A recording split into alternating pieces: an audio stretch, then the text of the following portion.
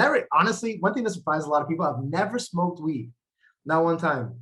Nothing against weed. I have nothing against, you know, there's certain drugs that, I mean, I'll tell you about ones I have tried. Shrooms, that's interesting. But as far as like weed goes, I just didn't do it because I feel like if I do it once, I could do it almost every day. You know what I'm saying? So that's why I never smoke weed. I never did blow because I find that it's a very easy habit to match with drinking. And I do like, go out for drinks with my friends on the weekends and stuff. And I don't want to associate the two together because then I'll do it a lot more than I want. So I never tried that. Okay. Shrooms is interesting because shrooms I do like once every like 3 or 4 months, Yeah. and it's just a cool psychedelic experience, Yeah, I hear it fun. kind of opens up your mind. Yeah. Like it is a very cool experience, man. I gotta be honest. I do enjoy doing it. There's not many like overdose on shroom stories. There's zero. Oh, okay. No, you can't overdose on shrooms. Oh, wow. Did you research like everything else? Yeah. Oh yeah. Like um I have had a bad trip on it though. Okay. Um You so I gotta be did a in a good lot. mood. What? You gotta be in a good mood to do it. Oh yeah. You have to be in a great mood, but you also have to not do too much. I didn't know my limit, and for me, I'm always like, I did a couple times at like a good limit, a good number. And I was like, this time I want to see how far I might be able to take it. So I was Push like, okay, yourself. yeah. So usually, I mean, I don't want to like tell numbers and have your viewers, see Mm. whatever. But so I tried a bit more than I usually should. I did like a Mike Tyson dose. Okay, the same dose like Mike Tyson does. All right. And I had the worst trip of all time. It's something called ego death, where you forget about who you are as a human being. It's actually like the scariest experience of my entire life. But I got out of it and I was like, you know what? Now I know my limit. I will never do that much again because I don't never want to feel that way. I love life. I don't want to feel like how I felt.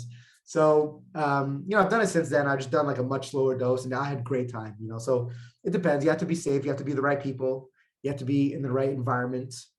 Right. And you just have to be like happy and looking forward to doing it, like enjoyment. You can't be sad and do it, or it'll mess you up, you So, know? so ego death, like. First of all, how long did that trip last? Um, I think the way shrooms works is that your first peak is the highest. Okay, so you're gonna peak, and then because shrooms is digested, and so it comes in waves. So you peak and then it goes down, and then you go back up and it goes down. And this how shrooms is, right? So the first peak was um, terrible, and I don't know how long the entire thing lasted. What I could tell you is probably 3 or 4 hours of me having a terrible time, but in my head, it felt like 3 or 4 months. Oh Like my it god. was incredibly unenjoyable. I was petrified. Okay, because what happens is that I forgot that like your body goes in this weird, your brain goes in this weird thing where you forget you even did shrooms. So I didn't remember that. Then I was like, wow, this is my life forever now. I started looping. It's something that if you've experienced it, you'll know what I mean. Where it's like looping, where you're like you think your life is always going to be like this, like you're going to go like your psychosis, like it's like really bad, right? And what I'm saying is probably going to turn off everyone from doing it, which is fine. I mean, do whatever you want to do, but do not do a big dose. Okay, be very very careful, right? So anything above 4 grams is too much, far too much. Mhm. Okay, so you have to be very very careful. So, anyways, I ended up going through this ego death, and I remember. So I'm lying down on the couch. Okay, and I'm seeing my friend on the phone, and I'm looking at that phone. I'm like, that's like a device that people use to communicate. I think it helps you communicate with other human beings. I couldn't even remember the names of the people around me. I didn't know who they were. I just knew it was like a soul thing. Like I knew like they were good people. These are my best, like three of my closest best friends, right? So I'm lucky. I've got a relatively larger close group of friends. We know each other for a really really long time. So it happened to be me and three of them. Two of these guys I've known since I was like a little baby. Two of my best friends. So in my heart, I knew they were good, but I couldn't remember who they were. But they were just like our souls were like they were my boys. You know what I'm saying? Mhm. That's kind of the feeling. And then I remembered I was seeing a girl at the time, but she lived in New York. She basically was my girlfriend at the time, Right. right? So I all I could remember is that there was some girl in this place called New York, and she has a dog, and I love her dog. And so all I can remember is that like there's this girl in New York. I like her a lot. She has a dog. I miss them. And I was like, I can't remember who that person is, but I want to like I like that person. You know what I'm saying? So that's kind of how it was. It was so freaking weird, bro. It was so weird. Never experienced that before in my life. I never want to feel that again though. It's too far. It's too far. Sounds way too scary. Sounds like a Yeah. Black Mirror type episode. It was really bad, bro. But I'm telling you, if you can just do regular doses, like 2.5 grams, personally for me, that's what always works for me. You do that, you're good. You're just having a great time with your friends, laughing, giggling. It's fun. But Got anyways, I'm not pushing this on Yeah, anybody. yeah, I get you. Make your I'm own not decisions. big on drugs. Not gonna lie. Yeah, yeah, no, that's perfect, man. That's perfect. I wasn't for a long time. Mhm. The first drug I ever tried was shrooms. You know, like I've Got you, never, got you. I skipped. I don't really do any of that, any like hard stuff. That's like not where I want to Yeah, go. yeah, yeah. I'm But scared. I'm scared. dude, I don't blame you, man. But the psychedelic has always been something that I've been interested in because I want to see how the brain works. And I also saw like Steve Jobs used to do it all the time, you know, stuff like that. And I was like, how can he? He was like, it opens your creativity. I'm like, this is just, I just want to try and see how it is. And that was that. Acid. Um, I did it only a half tab one time, first time ever, 2 weeks ago. And I just took half, put it in some water. I was by myself, so I was too scared to do the full thing. And I just walked around the museum and looked at art. And did you notice anything? No, I had nothing was moving or anything like that. Um, I was just looking at it and really enjoying the art, man. It was nothing crazy to be honest. Got you. Got you. Got Yeah, you. yeah. But yeah, so he used to do LSD acid like every weekend. It was Who? the 70s. Steve Jobs. Steve Jobs? Wow. Yeah, yeah, yeah. Wow. He was big on that, man. If you watch him talk about it, you'll be like, this is he's selling me on it. But yeah, that's it. That's definitely intriguing. Seems like there has been like a few creative minds who've experimented with that. It's I mean, it opens your mind up, man. Like I'm not gonna tell anyone to do it or to not do it. Um, everyone, you know, can decide. But I personally enjoy that kind of world of things. I've never tried some really of the really hard psychedelics like DMT. I know like Joe Rogan has done DMT like 9 or 10 times or something like that, you know, and that is a much stronger version. Apparently, the whole trip is 10 minutes, but it feels like it lasts 10 years, you know, and it's like super, super, super intense. I've never done it. But yeah, like that has been my experience with psychedelics. It's a very interesting outlook on life that you get from it. Okay, then. Wow. 10 minutes. Yeah, DMT sounds crazy. So, great. has the women poured in expeditiously with your increased fame? That's a good question, man. Look, it's definitely a great conversation starter. It's very easy. I don't talk about it. You know, I don't, I'm 99% of people I meet don't even know I've done ever a TikTok video. Like, I don't really, that's not what I want to talk about, you know? But it is interesting. I had a girlfriend for, we broke up in September. And after we broke up, you know, I was like, you know, how all guys go, you're kind of upset about things, whatever. It was mutual. She's a great girl. It just didn't work out. I ended up just hopping on Tinder, and the Tinder game is a lot easier when you have a lot of followers. It is what it is. There's no two ways about it. So, you know, I did jump on that for a little while, and then I was like a bit turned off from it, so I stopped. But it definitely can get easier if you have a following. It makes you a bit more of an interesting person. Not saying that it actually makes you an interesting person. I know people that have hundreds of thousands of followers that are not interesting at all. Okay. Mhm. But it gives the People want to facade. find out. Yeah. It gives the facade of being an interesting person. So it's an easy way to start the conversation, but you have to actually be able to continue the conversation. And that's kind of what I found with it.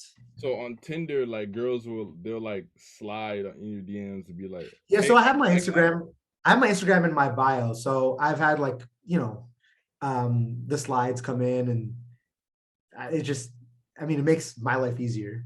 Yeah, I If could you're gonna go to the imagine. extent of adding me on Instagram and DMing me, it makes my life easier. And I'm all for girls shooting their shot. Like I'm much more interested in you if you shoot your shot. You know what I'm saying? Yeah, yeah, for sure, for sure. Which How is old are you? rare. Sorry, How old are you? 30. Oh, okay, okay. Yeah, how old are you? 25. Okay, cool, man. Yeah, man, Cool. appreciate you. Yeah. When it go when how does your researching process work for your videos that you do? TikTok videos? It depends, man. It depends on what the video's about. If it's like a deeper video, so I did some videos on COVID, for example. And before I do anything on COVID, I do my research on it because I've done videos.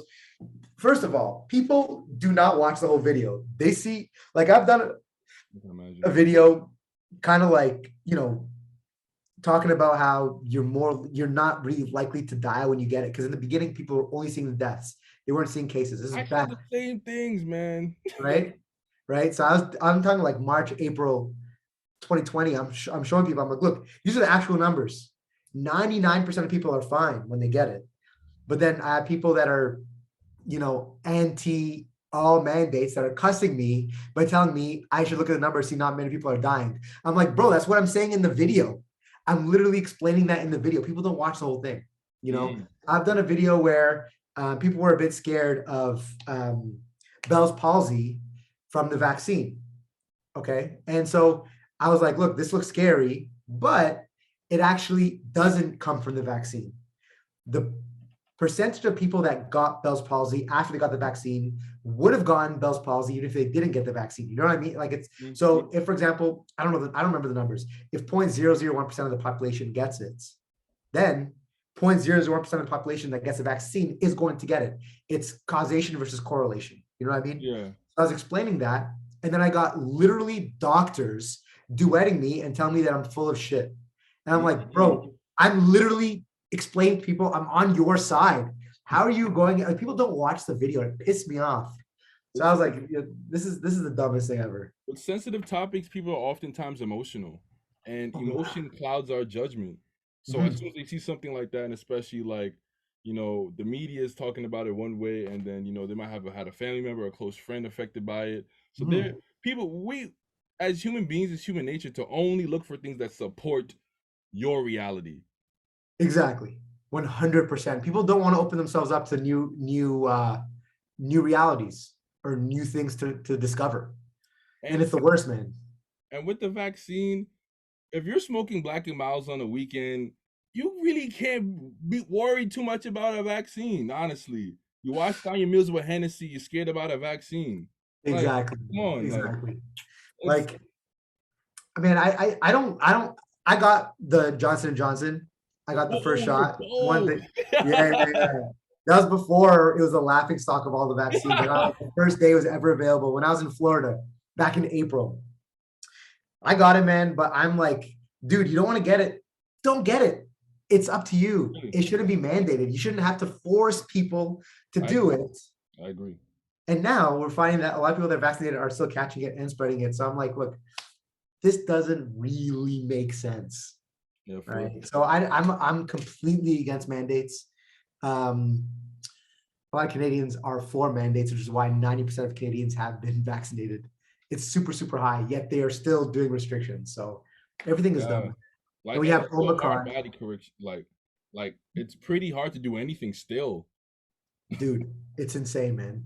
Omicron, which has killed like nobody, which is basically the end of a pandemic. Towards the end of the pandemic, the variants that come out are more contagious but less lethal.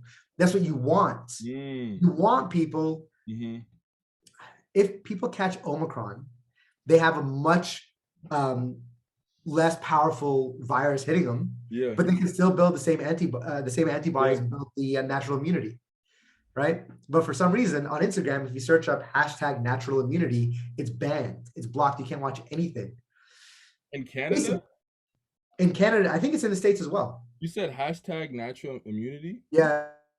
Look up hashtag natural immunity. It's in Canada. It's banned unless they unbanned it, but it was banned for a long time. Are you searching it? Yeah. Got you. Hashtag natural immunity. Hashtag natural immunity. Yeah, I see. Does it still say it's banned? Yeah, I see 1,000 plus posts. A natural immunity boost, 500 plus.